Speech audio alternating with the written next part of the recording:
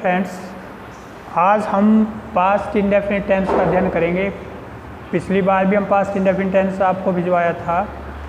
आज ये question sentences आपको ये समझना है कि पास्ट इंडेफिनिट टेंस के क्वेश्चन सेंटेंसेस को हम कैसे अंग्रेजी में ट्रांसलेट करेंगे।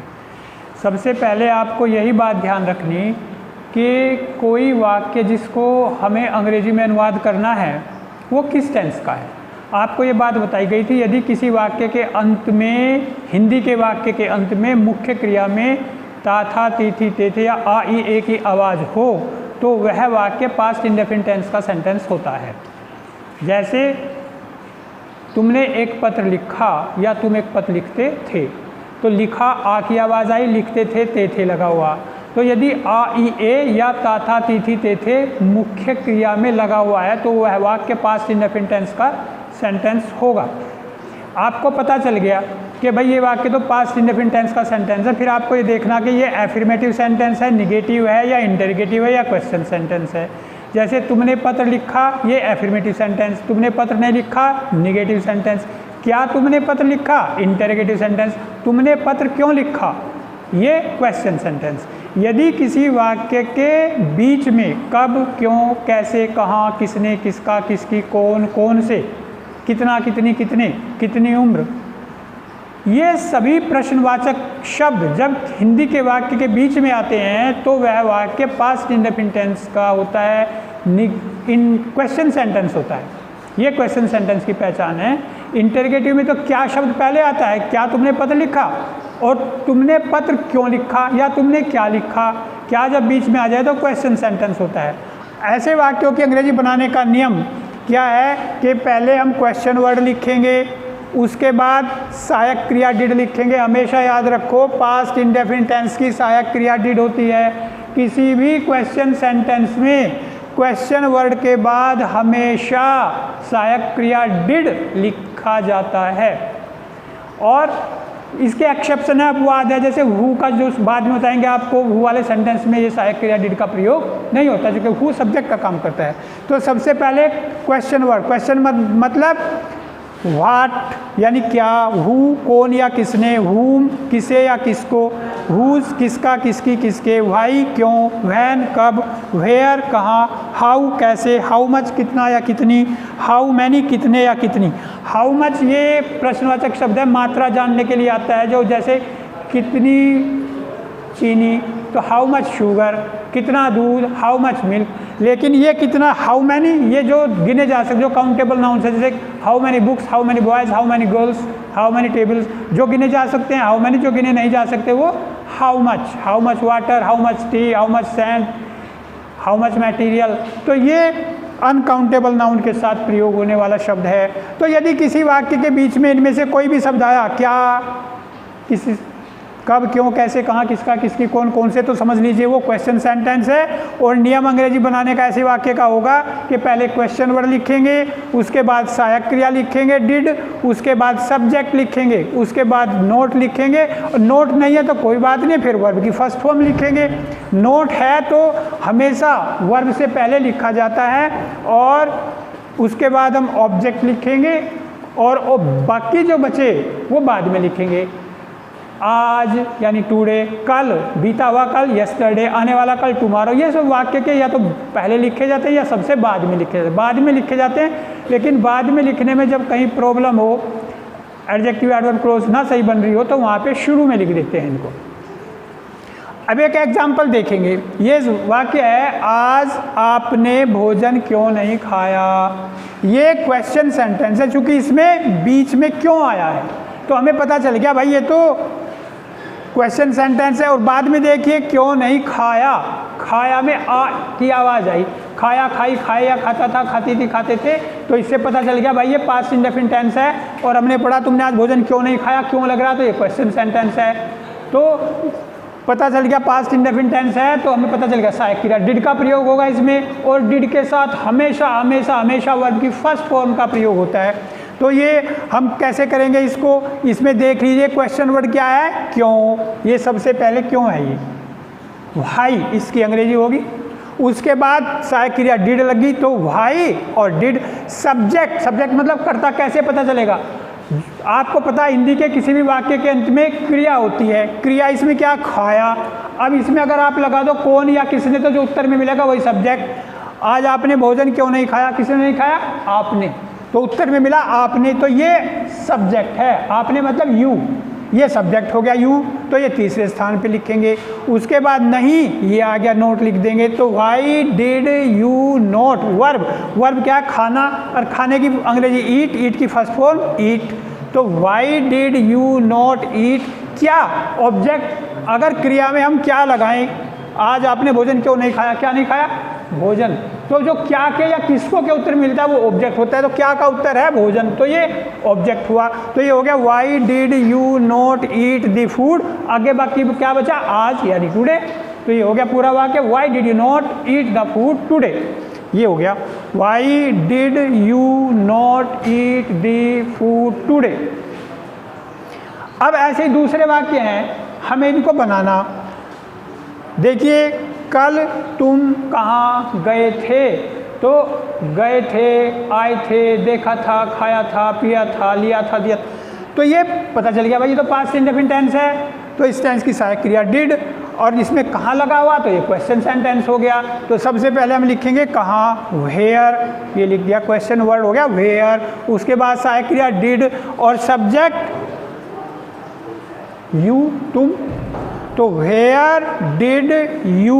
अब यू के बाद सब्जेक्ट के बाद नोट इसमें है नहीं, वर्ब, वर्ब है जाना, जाने की अंग्रेजी गो, तो वेयर डिड यू गो, कल, कल की अंग्रेजी यस्टरडे। तो क्या होगा, कल तुम कहाँ गए थे, where did you go yesterday. तो हमने यहाँ लिख दिया where did you go yesterday, बाद में क्वेश्चन मार्क। इंटरोगेटिव सेंटेंस हो या क्वेश्चन सेंटेंस हो, हिंदी हो या अंग्रेजी, कभी भी प्रश्नवाचक वाक्य के बाद में ये प्रश्नवाचक चिन्ह लगाना मत भूलिए। यही तो पहचान है प्रश्नवाचक वाक्य की। तो जिसके बीच में कब, क्यों, कैसे, कहाँ, हिंदी का वाक्य हो चाहे अंग्रेजी का वाक्य, बाद में प्रश्नवाचक चिन्ह जरूर लगाइएगा। निगेटिव वाक्य में, एफर्मेटिव वाक्य में केवल फुल स्टॉप लगाते हैं, क्वेश्चन और इंटरोगेटिव में क्वेश्चन मार्क लगाते हैं। दूसरा वाक्य देखिए, राम ने रावण को क्यों मारा। तो पहले क्यों की प्रश्नवाचक शब्द है क्यों, तो इसको क्या लिखेंगे, व्हाई। सहायक क्रिया क्या लगी, डिड, चूंकि मारा आ की आवाज आई तो पता चल गया भाई पास्ट इंडेफिनिट टेंस है। तो कैसे करेंगे, पहले क्वेश्चन वर्ड लिखेंगे व्हाई, उसके बाद डिड, उसके बाद सब्जेक्ट। राम ने रावण को क्यों मारा, किसने मारा, राम ने। तो जो किस, कौन या किसने के उत्तर में मिलेगा वही सब्जेक्ट, तो ये सब्जेक्ट हो गया भाई, राम ने। तो व्हाई डिड राम, अब वर्ब, वर्ब क्या, मारना, मारने की अंग्रेजी किल, किल की फर्स्ट फॉर्म किल। तो व्हाई डिड राम किल, किसको, क्या या किसको के जो उत्तर में मिलेगा वो ऑब्जेक्ट, क्या के उत्तर में डायरेक्ट ऑब्जेक्ट, किसको के उत्तर में इनडायरेक्ट ऑब्जेक्ट। तो व्हाई डिड राम किल रावण, हो गया व्हाई डिड राम किल रावण। चोर ने लूट का धन कहाँ छिपाया, तो इसमें क्वेश्चन वर्ड आया कहाँ, वेयर। उसके बाद डिड, उसके बाद सब्जेक्ट। सब्जेक्ट कैसे पता चलेगा, हिंदी के वाक्य की क्रिया में कौन या किसने लगाने से। चोर ने लूट का धन कहाँ छिपाया, छिपाया वर्ब है ना, तो इसमें लगाओ कौन या किसने, किसने छिपाया, चोर ने। तो ये क्या हो गया, सब्जेक्ट। तो व्हाई डिड दी थीफ, अब आएगा वर्ब छिपाना, छिपाने की अंग्रेजी हाइड, HIDE। तो where did the thief hide लूट का धन, लूट के धन, क्या, लूट का धन, ये ऑब्जेक्ट है, लूट का धन, इसे अंग्रेजी में कहते हैं बूटी, BOOTY। तो हो गया where did the thief hide the booty, where did the thief hide the booty. Police ने चोर को कब पकड़ा, पकड़ा आ की आवाज आई है इसलिए पता चल गया भाई ये तो पास्ट इंडेफिनिट टेंस है। और कब लग रहा, तो ये क्वेश्चन सेंटेंस है। टेंस और सेंटेंस में भी अंतर करना सीखिए। टेंस मतलब काल, सेंटेंस मतलब वाक्य, इस बात को भूलिएगा मत। किस टेंस का यानी किस काल का वाक्य और कैसा सेंटेंस है, एफर्मेटिव है, नेगेटिव है, इंटरोगेटिव क्वेश्चन है, फिर कौन किस प्रकार का वाक्य है, ये ध्यान रखना। तो क्वेश्चन सेंटेंस है तो ये वेयर, सहायक क्रिया लगी डिड, नहीं, ये पुलिस ने चोर को कब पकड़ा, तो क्वेश्चन सेंटेंस है, इसमें क्वेश्चन वर्ड है कब, व्हेन डिड, उसके बाद सब्जेक्ट द पुलिस,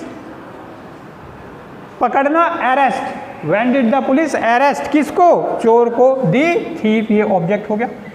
तो क्या हो गया, when did the police arrest the thief, when did the police arrest the thief. Mohan ने यह प्रश्न कैसे हल किया, तो हल किया, आ की आवाज आई, पास्ट इंडेफिनिट टेंस, हल करना ये वर्ब है।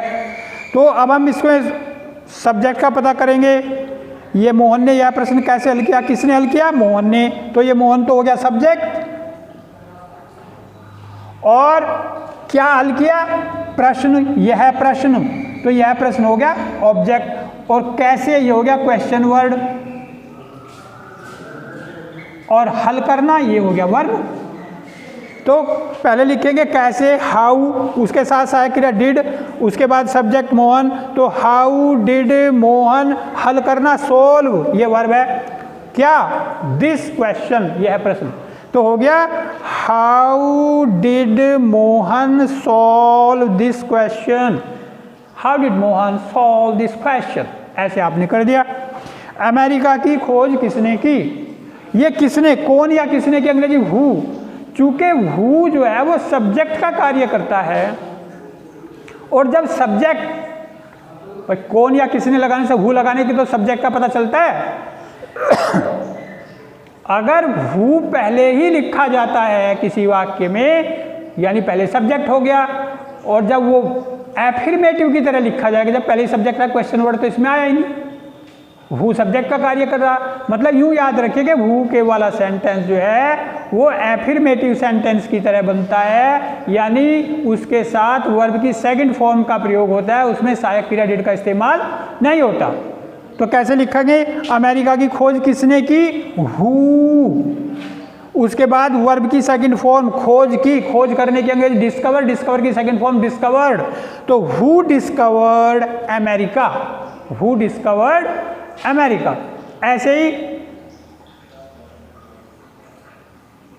एडिसन, विद्युत बल्ब का आविष्कार किसने किया, तो who invented the electric bulb, who invented the electric bulb. यह पुल किसने बनाया, who built this bridge, who built this bridge. तुम्हें अंग्रेजी किसने पढ़ाई, हु टॉट यू इंग्लिश। तुम्हारी सहायता किसने की, हु हेल्प्ड यू। रावण को किसने मारा, हु किल्ड रावण। तो इसी प्रकार से जो सेंटेंस हैं हु वाले, उसमें डिड का प्रयोग नहीं होगा, केवल वर्ब की सेकंड फॉर्म का प्रयोग होगा। एक और इसी प्रकार का सेंटेंस होता है, जैसे ये है हाउ मैनी, कितने। मान लो आपको ये कहना कि खेलों में कितने लड़कों ने भाग लिया, तो उसमें भी ऐसे ही बनेगा, चूंकि कितने लड़के पहले लिखना पड़ेगा, हाउ मैनी स्टूडेंट्स या हाउ मैनी बॉयज। उसके बाद वर्ब की सेकंड फॉर्म लिखेंगे took part in the games, how many students took part in the games. तुम्हारे मित्र ने किसकी घड़ी चुराई, तो किसकी, हुज, किसकी घड़ी, हुज वॉच। किसका पुत्र, हुज सन। किसकी पुस्तक, हुज बुक। किसका बैग, हुज बैग। किसके खिलौने, हुज टॉयज। तो तुम्हारे मित्र ने किसकी घड़ी चुराई, हुज वॉच, एक साथ लिखा जाएगा ये, हुज वॉच, इंटरगेटिव एडजेक्टिव है ये। किसकी घड़ी, हुज वॉच, उसके बाद सहायक क्रिया डिड, उसके बाद सब्जेक्ट, किसने चुराई, तुम्हारे मित्र ने, योर फ्रेंड। तो whose watch did your friend, और डिड के साथ फर्स्ट फॉर्म स्टील, STEAL। तो ये हो गया whose watch did your friend steal, whose watch did your friend steal. तुमने किसकी सहायता की, whom did you help, उसके लिए whom का प्रयोग करेंगे, whom did you help, whom did you help। कल तुमने किसको देखा था, whom did you see yesterday, whom did you see yesterday। तो इस प्रकार से ये सारे प्रश्नवाचक शब्द जिन वाक्यों में आएंगे वो क्वेश्चन सेंटेंस होंगे। और सबसे पहले ध्यान रखिए कि हमें उस किसी वाक्य की पहचान करनी है कि ये वाक्य किस टेंस का है, तभी आप उसकी अंग्रेजी बनाने में सफल हो जाएंगे। पहला स्टेप सही होगा तो दूसरे स्टेप को आप कर पाएंगे, पहला स्टेप गलत कर गलत हो जाएगा। तो पहला स्टेप क्या, पहचान वाक्य की कि ये किस टेंस का है। पहचान बता दी कि पास्ट इंडेफिनिट टेंस की पहचान है कि वाक्य के अंत में मुख्य क्रिया में ता था ती थी ते थे, जैसे आता था आती थी आते, पढ़ता था पढ़ती थी पढ़ते थे, खेलता था खेलती थी खेलते थे, रहता था रहती थी रहते थे, या रहा रही रहे, गया गई गए, आया आई आए, देखा देखी देखे, पकड़ा पकड़ी पकड़े, याद किया याद की याद किए, लिखा लिखी लिखे। इस प्रकार से जब आपको पता चल जाए भाई ये पहचान है, तो तब फिर आप उसको आसान से दूसरा स्टेप, सेंटेंस कैसा, एफर्मेटिव है, निगेटिव है या क्वेश्चन है। तो इससे पहले हमने सबकी पहचान बताई, क्वेश्चन सेंटेंस की आज पहचान बता दी। वाक्य के बीच में कब क्यों कैसे कहाँ आएगा तो क्वेश्चन सेंटेंस। अंग्रेजी बनाने का नियम, पहले हम क्वेश्चन वर्ड लिखेंगे, फिर डिड लिखेंगे, फिर सब्जेक्ट लिखेंगे, नोट है तो नोट लिखेंगे, वर्ब की फर्स्ट फॉर्म लिखेंगे, फिर ऑब्जेक्ट लिखेंगे। इस नियम के आधार पर जब आप उसको ट्रांसलेट करोगे तो कोई गलती नहीं होगी। सो माय डियर फ्रेंड्स, अब ये आपको करना जो आपको भेजा जा रहा है, और इसके अलावा जो आपकी न्यू स्टाइल है आप उसको खोल के पास्ट इंडेफिनिट टेंस खोल के उस जितने भी सेंटेंसेज हैं उन सबको ट्रांसलेट कीजिए। सपोज करो आप पे कोई सेंटेंस नहीं होता तो नंबर आपके पास है, आप उसको लिख के पूछिए, फ़ोन करके पूछिए, बोल के पूछिए, व्हाट्सएप के माध्यम से पूछिए, मोबाइल फ़ोन के माध्यम से पूछिए, क्लियर करिए। संशय में, शंका में, संकोच में मत रहिए। हमारा पूरा प्रयास है कि आपके पास ऑनलाइन टीचिंग प्रभावी तरीके से पहुंचे, जिससे आपका भला हो सके। समय बहुत जल्दी जा रहा है और फिर परीक्षा भी आपको देनी है, तो इसमें समय बर्बाद नहीं करना, पूरे मनोयोग से कार्य आपको करना। Thank you my dear boys, thank you my sons.